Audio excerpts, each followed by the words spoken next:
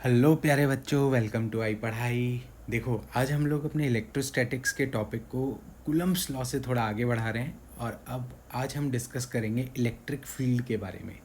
तो electric field क्या होती है, इसका एक आइडिया मैं आपको यहाँ से बताता हूँ कि कोई भी चार्ज जो होता है ना, वो अपने आसपास के रीजन को इलेक्ट्रीफाइड कर देता है। मतलब वो अपने रीजन के आसपास कुछ ऐसा क्रिएट कर देता है अपने आसपास के रीजन में कि वहाँ पे कोई दूसरा चार्ज जब आएगा तो वो उस पहले चार्ज की तरफ अट्रैक्ट या रिपेल होने लगेगा। तो ये जो रीजन उसने क्रिएट किया है ना, इसको बोलते हैं इलेक्ट्रिक फील्ड। जैसा कि नाम से ही पता चल रहा है, एक ऐसा फील्ड जहाँ पे चार्ज हो, जहाँ पे इलेक्ट्रिक रिलेटेड कुछ फिनोमिना हो। तो देखो, यहाँ पे मैं आपको बताता हूँ। अभी इस टाइम पे आपको ब्लैक स्क्रीन दिख रही है एकदम। यहाँ पे ये एक स्पेस है जहाँ पे कुछ भी नहीं है। अब मैं इस स्पेस में एक चार्ज ला के रखता हूँ, 1 कूलम चार्ज पॉजिटिव वाला। ये मैं इधर से चार्ज लाया, यहाँ रख दिया। अब देखो, जैसे ही मैं चार्ज ला के यहाँ रखूँगा ना, तो ये जो वेकेंट स्पेस थी, ब्लैक स्पेस, ये ब्लैक स्पेस कैसे बदल गई, पूरी इलेक्ट्रीफाइड हो गई। अब ये रीजन एक इलेक्ट्रिक फील्ड रीजन कहलाएगा, ये पूरा रीजन। और आप एक चीज़ देखोगे, यहाँ पर जो चार्ज है ना, उसके आसपास की जो एरोज़ हैं वो थोड़े ब्राइट हैं। इसका मतलब वहाँ पे इलेक्ट्रिक फील्ड स्ट्रॉन्ग है। जैसे जैसे दूर जाते जा रहे हैं वो थोड़ा सा डल होता जाता है कलर में, तो मतलब इलेक्ट्रिक फील्ड वीक होता जा रहा है। अब देखो, मैं चार्ज को थोड़ा सा मूव कराता हूँ।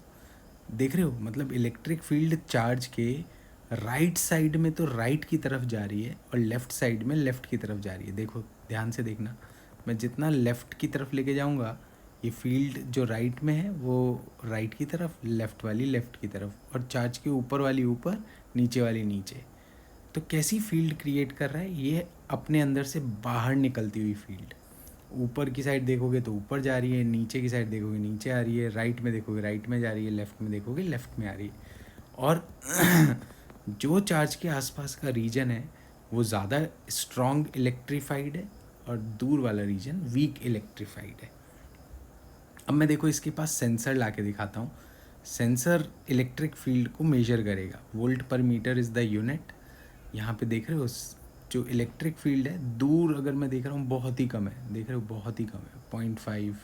अब मैं पास आता जा रहा हूँ, इलेक्ट्रिक फील्ड बढ़ती जा रही है बढ़ती जा रही है। और देख रहे हो जैसे जैसे पास आ रहा हूँ, ये इलेक्ट्रिक फील्ड बहुत तेज़ी से बढ़ रही है और बहुत पास आने पे ये बहुत ज़्यादा बढ़ गई। मतलब एकदम चार्ज पे लेके जाऊँगा ना तो ये तो इनफाइनाइट को टेंड करेगी, ऐसी ही हालत है। तो ये होता है सेंसर का इफ़ेक्ट। तो मैंने आपको बताया किस तरह से एक पॉजिटिव चार्ज की इलेक्ट्रिक फील्ड यहाँ एग्जिस्ट करेगी। अब इसको हटाता हूँ, अब नेगेटिव चार्ज लेकर आता हूँ। देखते हैं दोनों की फील्ड कैसी होती है। अब मैंने यहाँ पे नेगेटिव चार्ज ला के रख दिया, वाह। अब देखो नेगेटिव चार्ज की फील्ड क्या है, ये चार्ज की तरफ है, टूवर्ड्स द चार्ज। ऊपर वाली फील्ड देखोगे टूवर्ड्स द चार्ज नीचे आ रही है, नीचे वाली फील्ड देखोगे टूवर्ड्स द चार्ज ऊपर जा रही है, लेफ़्ट वाली फील्ड राइट में आ रही है, राइट वाली फील्ड लेफ़्ट में जा रही है। मतलब नेगेटिव चार्ज की फील्ड जो होती है वो चार्ज की तरफ होती है और पॉजिटिव चार्ज की फील्ड चार्ज से दूर जाती है। अब मैं दोनों को रख देता हूँ, ये देखो। पॉजिटिव चार्ज से फील्ड निकली और वो नेगेटिव चार्ज की तरफ चली गई, और नेगेटिव चार्ज देख रहे हो, सारी की सारी फील्ड जो है वो पॉजिटिव से निकल के नेगेटिव में जा रही है। मतलब सिंपल सी बात है कि जब हम किसी जगह चार्ज रखेंगे तो वो चार्ज अपने आसपास के रीजन को इलेक्ट्रीफाइड कर देगा। अब उस रीजन में जब दूसरा चार्ज आएगा तो वो पहले वाले रीजन से अफेक्टेड होगा। यहाँ पे देख रहे हो अफेक्टेड हो रहा है, क्योंकि लेफ़्ट वाले चार्ज की फील्ड राइट में जा रही है, तो मतलब दोनों एक दूसरे को अफेक्ट कर रहे हैं। देखो, जैसे ही मैं एक को दूसरे पे रख रहा हूँ ना, तो पूरी की पूरी फील्ड ही ख़त्म हो गई, क्योंकि न्यूट्रलाइज हो गया ये चार्ज, कुछ बचा ही नहीं एक तरीके से। मैं एकदम सिचुएशन वैसी लाने की, ये देखो इस टाइम पे कोई फील्ड नहीं है, बिल्कुल एक के ऊपर एक ओवरलैप कर दिया मैंने। अब जैसे ही दूर लेके जाऊँगा फील्ड फिर से आने लग जाएगी। सेंसर ला के दिखाता हूँ। सेंसर में ये देखो, इस जगह इलेक्ट्रिक फील्ड लेफ़्ट से राइट की तरफ डायरेक्शन भी दिखा रहा है ये देखो, बीच में इलेक्ट्रिक फील्ड कितनी ज़्यादा हो रही है, फिर यहाँ पे कम होते होते फिर ज़्यादा हो गई, यहाँ पे अब देखो लेफ़्ट में आ गई और फिर ये कम हो गई। मतलब चार्ज की तरफ होगी अगर वो नेगेटिव चार्ज है, चार्ज से दूर जाएगी अगर वो पॉजिटिव चार्ज है। और बहुत ही सिंपल सा फिनोमेना है। मतलब एक चार्ज अपने आसपास के रीजन को इलेक्ट्रीफाइड करता है और उस रीजन को हम इलेक्ट्रिक फील्ड बोलते हैं। ये सिंपल सा कॉन्सेप्ट है। अब इसकी थ्योरी के बारे में देखते हैं थोड़ा सा।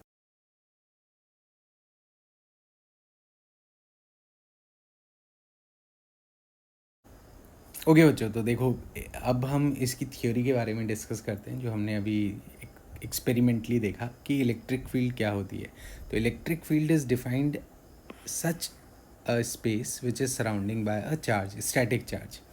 तो जैसे ही हम किसी स्पेस में कोई दूसरा स्टैटिक चार्ज रखेंगे तो उस पर फोर्स लगेगा, तो ऐसे फील्ड को हम इलेक्ट्रिक फील्ड कहेंगे। मतलब किसी भी रीजन में तुमने एक चार्ज रखा, देखा कि उस चार्ज पे फोर्स लग रहा है, मतलब वो रीजन इलेक्ट्रीफाइड है, मतलब वो रीजन इलेक्ट्रिक फील्ड है। In the region of electric field, it is said to exist if an electric force is exerted on the charge. ये हो गया सिंपल सी बात. It is important to note that with every charge particle there is electric field associated with it up to infinite.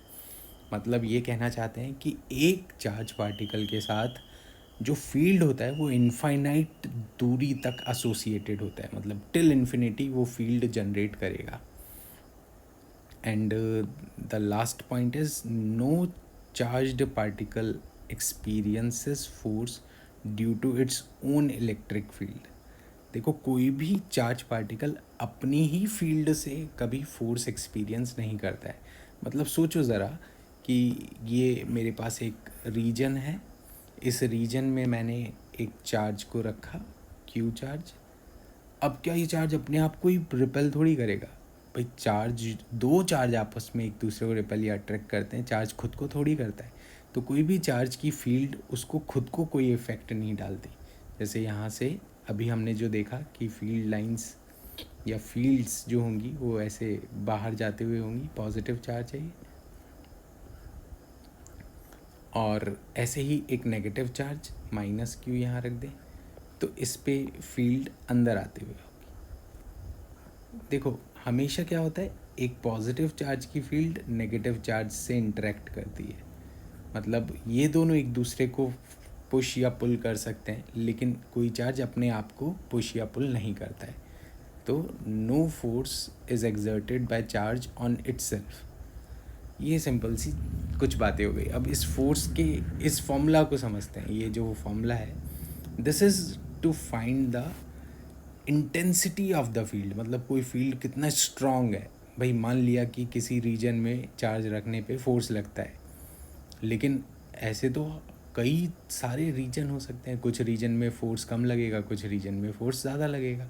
तो जिस reason में एक unit charge पे ज़्यादा फोर्स लगे वो ज़्यादा स्ट्रॉन्गर, और जिसमें कम फोर्स लगे वो कम स्ट्रॉन्गर. मतलब पर यूनिट चार्ज हम फोर्स को मेजर कर लेंगे. तो इसे कहते हैं फील्ड इंटेंसिटी. फील्ड इंटेंसिटी जिसको हम मेजर करते हैं फोर्स पर यूनिट चार्ज. ये होती है फील्ड इंटेंसिटी का formula, force upon charge. Simple सी चीज़ है. अब electric field strength due to a point charge. अब जैसा कि हमने देखा कि भाई फील्ड इंटेंसिटी फोर्स पर यूनिट चार्ज होती है, तो अब मैं एक पॉइंट चार्ज की वजह से क्या इंटेंसिटी वो क्रिएट करेगा ये देखना चाहता हूँ. तो देखो मैंने एक पॉइंट चार्ज रख दिया. अब पॉइंट चार्ज से जैसा कि अभी हमने देखा था फील्ड बाहर जाते हुए होगी, एक नेगेटिव चार्ज से फील्ड अंदर आते हुए होगी. तो अब इस फील्ड को कैसे, इसकी स्ट्रेंथ को कैसे कैलकुलेट करेंगे. तो हम क्या करेंगे, यहाँ से कुछ दूरी पे, चार्ज से कुछ दूरी पे, थोड़ा सही से बना देता हूँ radially.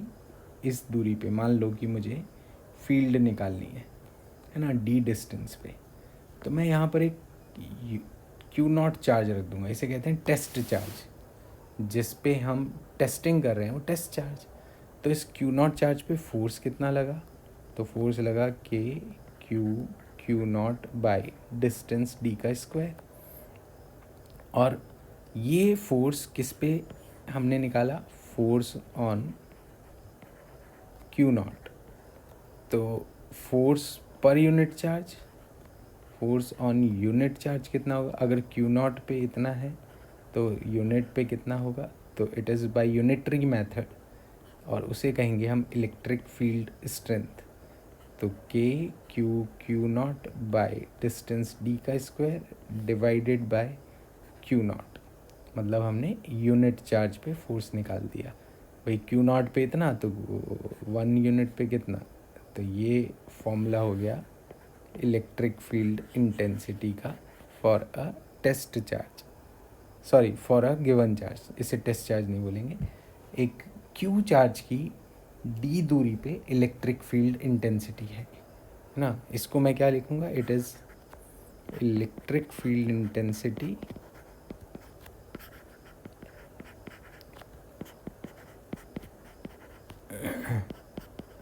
Of charge Q at distance x.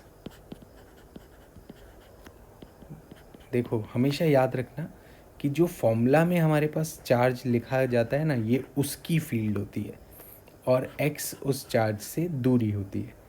मतलब जो टेस्टिंग के लिए हमने चार्ज यूज़ किया था वो तो डिवाइड हो गया, वो तो हट गया, उसका कोई यूज़ ही नहीं है। तो टेस्ट चार्ज से कोई फ़र्क नहीं पड़ता, हम कितना भी ले सकते हैं, उसकी वैल्यू कुछ भी रख सकते हैं, उसको तो फाइनली डिवाइड होके हट जाना है। तो इलेक्ट्रिक फील्ड इंटेंसिटी मतलब वो कितना स्ट्रॉन्ग फील्ड है, ये मेजर करने के लिए हम for a point charge directly ये फॉर्मूला लगा सकते हैं।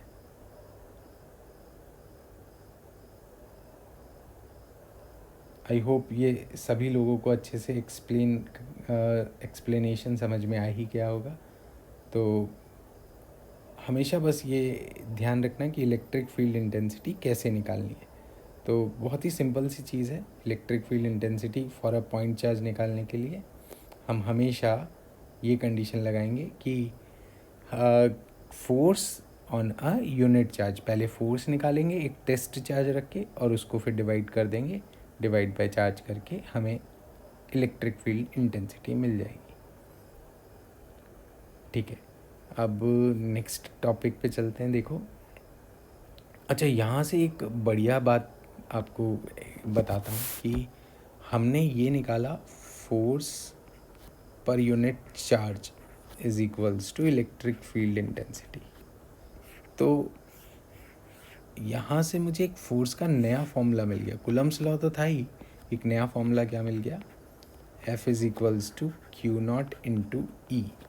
इसका क्या मतलब हुआ इस फोर्स का, देखो तो हमारे पास मान लो कि ये कोई रीजन है जहाँ पे ये मैंने इलेक्ट्रिक फील्ड बनाई, this is electric field reason, ठीक है, रीजन विद इलेक्ट्रिक फील्ड, ये मैंने बना दिया। अब इस रीजन में क्या हो रहा है, यहाँ पे मैंने एक चार्ज क्यू नॉट रखा है, ये मैंने एक चार्ज क्यू नॉट रखा है। अब इस क्यू नॉट चार्ज पे कितना फोर्स लगेगा in this electric field is given by this equation. तो ये क्या बता रहा है, this is force on Q naught charge in electric field region E. किसी भी इलेक्ट्रिक फील्ड रीजन में क्यू नॉट चार्ज पे लगने वाले फोर्स को हम क्यू नॉट ई लिखते हैं। तो ये हमारे पास एक नया फॉर्मूला हो गया। देखो अगर मैं कूलम्ब्स लॉ यूज़ करूँगा तो उसके लिए मुझे दो चार्ज चाहिए कि Q1 और Q2 दो चार्ज एक दूसरे पे कितना फोर्स लगाते हैं, तो it is by Coulomb's law. अगर इनके बीच की दूरी है r तो बाय कूलम्ब्स लॉ।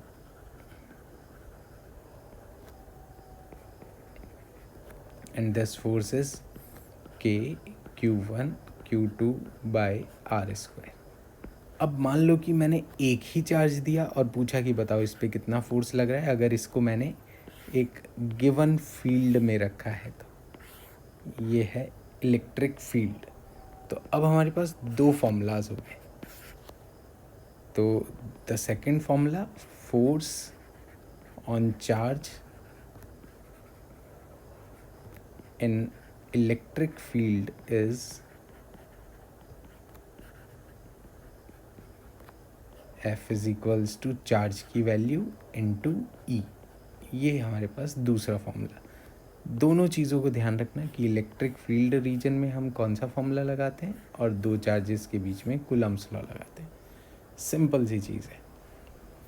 अब इस चीज़ को हम लोग ऐसे लिखना चाहते हैं, देखो कि यहाँ पे P पॉइंट पे एक चार्ज रखा है, P पॉइंट पे एक चार्ज रखा है और आसपास इसके जितने भी चार्जेस होंगे ना, वो इस P पॉइंट पे अपनी इलेक्ट्रिक फील्ड दे रहे होंगे। तो उन सब की वजह से P पॉइंट पे रखे हुए चार्ज पे फोर्स लगेगा। तो P पॉइंट पे Q1 की वजह से लगने वाला फोर्स, Q2 की वजह से लगने वाला फोर्स, Q3 की वजह से, Q4 की वजह से, जितने भी फोर्सेस होंगे सबका सम करेंगे तो नेट फोर्स मिलेगा।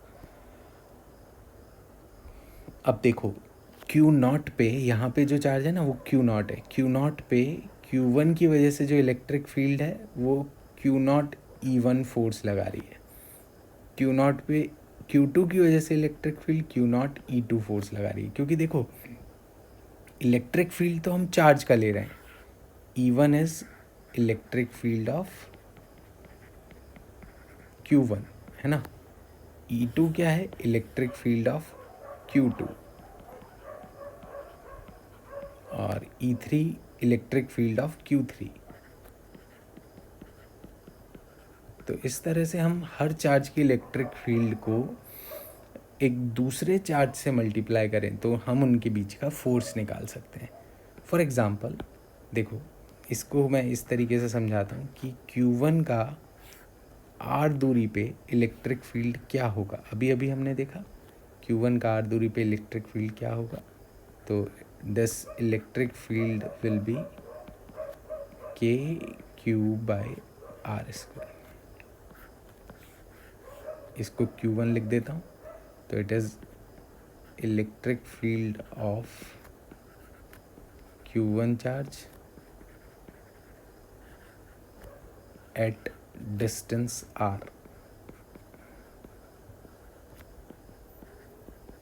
ठीक है, Q1 चार्ज की R दूरी पे इलेक्ट्रिक फील्ड आ गई। अब मैं इस जगह एक Q0 चार्ज रख देता हूँ या Q2 रख देता हूँ। ठीक है, अब मैंने यहाँ पर एक Q2 चार्ज रख दिया। Now Q2 is placed here. अब इन दोनों के बीच का फोर्स क्या होगा। तो मैंने किसकी फील्ड में रखा Q2 को, मैंने Q2 को रखा Q1 की फील्ड में। तो Q2 इंटू ई, तो ये बन गया क्या, देखो Q2 into KQ1/R²। And this becomes Coulomb's law, KQ1 Q2/R²। मतलब एक चार्ज की फील्ड दूसरे चार्ज पे फोर्स लगाती है हमेशा। ये इसका सिंपल सा कॉन्सेप्ट हो गया। तो यहाँ पर हमें क्या कहा गया है कि अगर हमारे पास एक चार्ज पे कई सारे चार्जेस फोर्स लगाएं तो हमें उन सब का वेक्टर सम करना होता है। It is known as superposition. तो when more than one charges are present,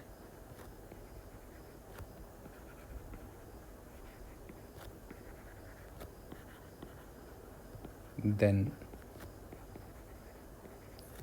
we need to use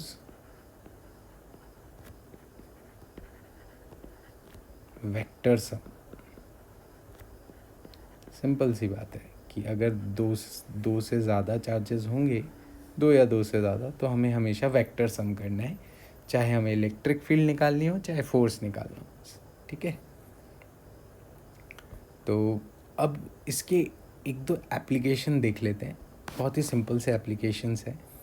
एक एप्लीकेशन देखते हैं। देखो, हमेशा हम लोग इलेक्ट्रिक फील्ड और ये सारी चीज़ों को कैसे सॉल्व करते हैं, देखना। Charge particle of this and a negative charge, अच्छा मास और चार्ज दिया है।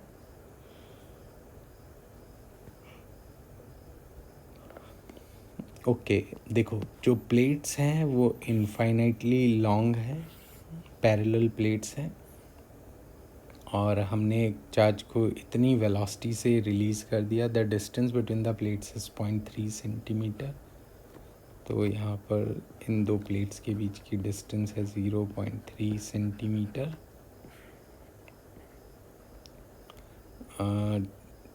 इनकी लेंथ तो इनफाइनाइट ही है। Particle enter 0.1 centimetre below the top. Okay, यहाँ से 0.1 सेंटीमीटर पे हमने एक पार्टिकल को एंटर कराया। पार्टिकल हॉरिजॉन्टली प्रोजेक्ट किया जाता है। देखो, पार्टिकल की velocity v 10⁵ metre per second है। पार्टिकल का चार्ज q 1.6 इंटू 10⁻⁻19 कूलम है और मास 9 इंटू 10⁻31 kg है। चलो बस आगे बोला है, the distance between the plates is 0.3 and the particle enter 0.1। The top and bottom are connected respectively to positive and negative terminals.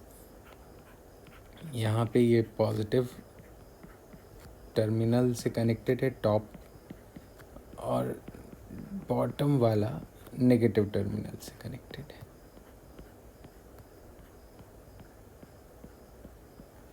ठीक है, अब हमें ये बताना है, find the component of velocity of particle just before it hit one of the plate. ठीक है, जैसे ही ये एक प्लेट को हिट करेगा तो इस पार्टिकल की वेलोसिटी के कंपोनेंट्स क्या होंगे। तो देखो, एक चीज़ तो क्लियर है कि ये पार्टिकल खुद पॉजिटिव है और ऊपर वाली प्लेट भी पॉजिटिव है, तो मतलब ये ऊपर वाली प्लेट से तो रिपेल हो रहा होगा और नीचे वाली प्लेट की तरफ अट्रैक्ट हो रहा होगा। तो कुल मिला के इस पर एक नीचे की साइड फोर्स लग रहा होगा जो कि इलेक्ट्रोस्टैटिक फोर्स होगा, जिसको हम Q इंटू E बोल सकते हैं, है ना भाई। चार्ज तो इस पार्टिकल का Q है और यहाँ इस रीजन की जो भी इलेक्ट्रिक फील्ड होगी उससे इस पर फोर्स लगेगा QE, और इसकी वेलोसिटी है ऐसे सीधी। तो देखो, ये तो बिल्कुल वैसा ही हो गया जैसे हमारे पास प्रोजेक्टाइल मोशन में होता था। कैसा होता था कि एक बॉल को हमने सीधा आगे थ्रो किया, जबकि उसका वेट mg उसको नीचे खींच रहा है, तो इसका मोशन कैसा होगा, तो ये mg की वजह से ऐसे झुकते झुकते नीचे गिर जाएगा। तो यहाँ पर इसको खींचने वाला जो फोर्स है ना, वो mg नहीं है लेकिन QE है। तो ये ऐसे चलते चलते यहाँ कहीं आके इधर गिर जाएगा। तो हमें बताना है इसकी x and y component of velocities. तो जैसा कि हम जानते हैं, इस पे फोर्स सिर्फ y डायरेक्शन में लग रहा है, x डायरेक्शन में नहीं लग रहा है, तो इसके x कंपोनेंट ऑफ वेलोसिटी तो कांस्टेंट रहने वाला है। This is 10⁵ metre per second, no change in x direction. Reason लिख लेते हैं, इसका रीज़न क्या है, no force in x direction. जब कोई फोर्स नहीं है तो स्पीड में भी कोई चेंज नहीं होगा। So no change in speed of x direction. Simple सी बात, ठीक है। अब आ जाते हैं y डायरेक्शन पे। तो भाई फोर्स कितना लग रहा है हमें पता है, और हमें ये भी पता है कि इसका मास क्या है, तो हम इसका एक्सेलरेशन निकाल लेंगे। Force in y direction is QE and mass is 9 into 10⁻⁻31 kg। So acceleration in y direction is force divided by mass. अब यहाँ से हमें एक्सेलरेशन इन y डायरेक्शन मिल जाएगा QE/m। देखो, ये फॉर्मूला हमेशा याद रखना कि किसी भी इलेक्ट्रिक फील्ड में एक्सेलरेशन का क्या फॉर्मूला होगा। तो this is acceleration of charge in electric field. Simple सी चीज़। अब यहाँ पर 1.6 10⁻⁻19 कूलम चार्ज, इलेक्ट्रिक फील्ड। देखो, यहाँ पर एक फॉर्मूला मैं आपको अभी बता रहा हूँ जो हम आगे डिराइव करेंगे कि इलेक्ट्रिक फील्ड जो होता है ना, वो potential difference divided by distance के बराबर होता है। प्लेट्स के केस में ये लगा सकते हैं हम, है ना। We will study in upcoming sessions. ये अभी याद रखना है हमको। तो यहाँ पर देखो पोटेंशियल डिफरेंस 30 दिया है और दोनों प्लेट्स के बीच का डिस्टेंस 0.3 है। तो इलेक्ट्रिक फील्ड इज 30/0.3 सेंटीमीटर, वो भी है ना। सेंटीमीटर को भी मीटर में करेंगे तो ये 10⁻²। तो ये हो गया 10⁻⁴ न्यूटन पर कूलम। तो भाई इलेक्ट्रिक फील्ड आ गई हमारे पास, और अब हम एक्सेलरेशन निकाल सकते हैं। 1.6 10⁻⁻19 इंटू 10⁻⁴/9 इंटू 10⁻⁻31। इससे हमें एक्सेलरेशन मिल जाएगा, मीटर पर सेकंड स्क्वायर में एक्सेलरेशन आ जाएगा। और फिर हम वेलोसिटी इन वाई डायरेक्शन निकाल सकते हैं बाय काइनेमेटिक्स।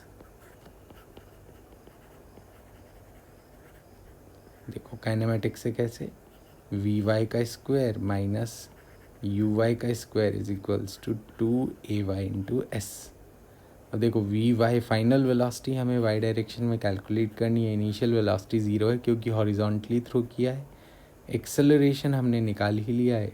और डिस्प्लेसमेंट इन वाई डायरेक्शन, देखो वाई डायरेक्शन में इसने कितना डिस्प्लेस किया अपने आप को। तो ये यहाँ से चल के ग्राउंड पे आ गया वाई डायरेक्शन में। दिस इज़ 0.3, नहीं 0.3 तो टोटल डिस्टेंस है। दिस इज़ 0.2 क्योंकि इसके ऊपर वाला डिस्टेंस 0.1 दिया है। तो यहाँ से हमारे पास आ गया 2a 0.2 इंटू 10⁻⁻², 2as, है ना। अब यहाँ से हम वी वाई निकाल लेंगे और पीछे हम वी एक्स को लिख ही चुके हैं कि वो कांस्टेंट रहेगा। और इस तरीके से हमारे पास दोनों आंसर्स आ जाएंगे। तो बच्चों आई होप ये चीज़ें सब समझ में आ गई होंगी। जो सबसे इम्पॉर्टेंट चीज़ है यहाँ पर वो है ये फॉर्मूला, जो हमेशा याद रखना है कि जब भी इलेक्ट्रिक फील्ड के केस में एक्सेलरेशन पूछा जाए चार्ज का तो QE/m होगा। तो thank you so much for watching this session, and please do like and subscribe if you are really thinking that we are doing good for you. Till then, we are uploading next lecture. Please take care of yourself. See you all again. Goodbye.